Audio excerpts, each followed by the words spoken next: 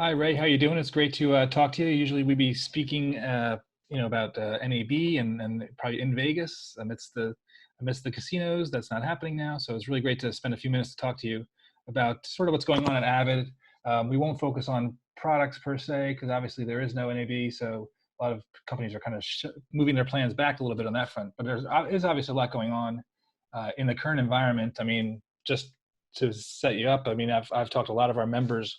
They're all looking at new ways of working. Obviously, people are working from home, which involves a whole new way of working as far as when it comes to cloud environments and things like editing systems and production workflows, sharing of content, joint collaboration on content from homes. So what are you kind of seeing out there and hearing in the marketplace? Because you guys are obviously involved in a lot of those areas in terms of the cloud workflows and the sort of virtualized productions. Yeah, absolutely. First, thanks for giving me the opportunity to come on today. I really appreciate it, Ken. So as a result of COVID-19, as you would expect, as the crisis started to get a little bit worse, we were quite honestly inundated with requests from customers from both audio and video to basically help them set up remote access environments, right? So whether that was people who wanted to work from home now because that's what they had to do, or people who wanted to migrate to the cloud, it was just almost instantaneous once we really kind of got into the thick of this thing. So what Avid did was we extended free 90-day licenses for the key products, right, for Media Composer, Sibelius, and Pro Tools right away to customers. And then we also worked with those same customers to set up remote access environments, right? So provide them with, for example, Media Composer, Cloud VM, and Cloud Remote so that they could virtualize their environments if they hadn't done so already. And then they could then start working from home and do editing from their houses, right? So I would say we have given out, to the tune of tens of thousands of licenses per request from our customers. Second to that is Avid had rolled out Edit On Demand. In fact, I think, Ken, you and I might have even spoken about it a few times as a tech preview at various different trade shows. And we rolled out an early access program for Edit On Demand, which is just cloud-based editing, which includes, of course, Media Composer running on a VM sitting in Azure, as well as the Nexus file system running on Azure Blob Storage. And then we're leveraging the Teradici PCOIP clients for secure access. And then we're using File Catalyst to basically enable people to upload and download content using their accelerated file transfers. And so we initially rolled it out, like I said, as an early access program. And I would say, there was good interest heading into the tail end of the year and even into this year.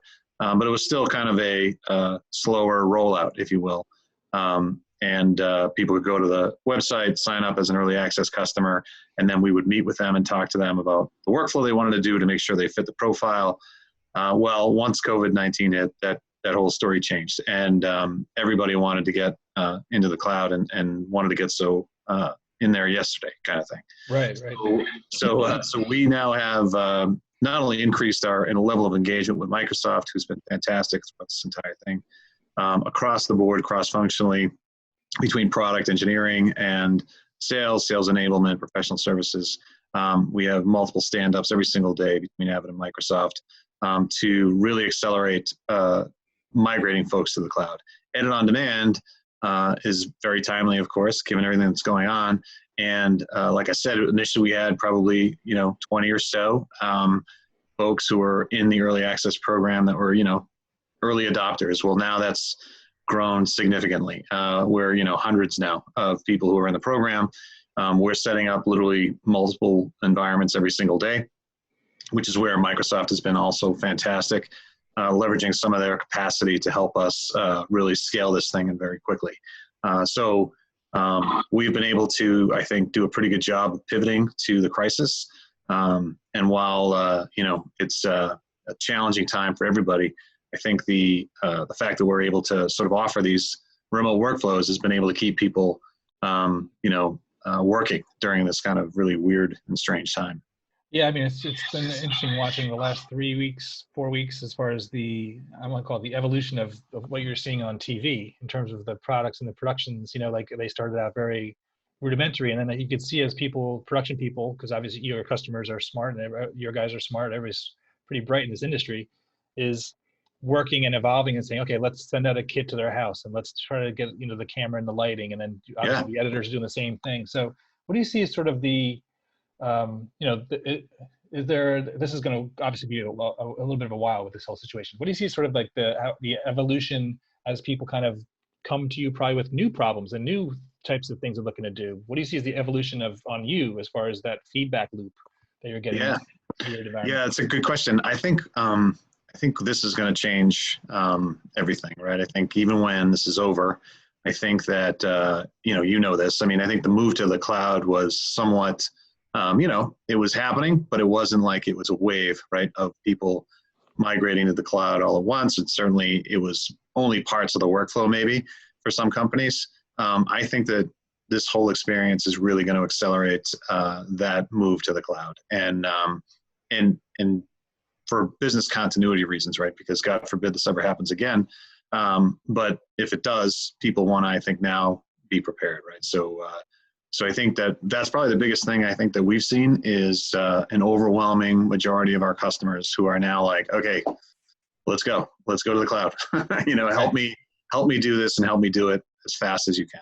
And the good news was, while I wouldn't sit here and say we had it all figured out as it relates to the cloud, because we didn't, I would say that there's a lot of stuff that we did have that was already pretty well in motion that has really allowed us to accelerate that. And I will tell you too that I think the company will pivot, right? The company will pivot to further accelerate that because, like the tsunami back in 2011, which, obliterated tape production for a long period of time and really hindered Hollywood and accelerated the move to all digital recording.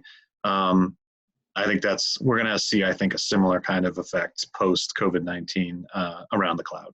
Yeah, from talking with some of our members at the networks and at the leagues, they had a 2-year plan to go to like virtualized technologies, which is suddenly becoming like a 2-week plan.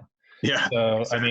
I mean, so what do you think the industry in general has to do to to sort of work through this rapid deployment and obviously learning curve? I mean, do you feel that your customers understand where they're at, where they're trying to go, or do you think it's gonna be very much sort of like learning on a day-by-day basis because it's such a rapid deployment? Yeah, I think it kind of depends on who they are, right? I think everybody, depending on the size of the company, might have been at a different level in terms of where they were in their own migration to virtual and cloud-based workflows.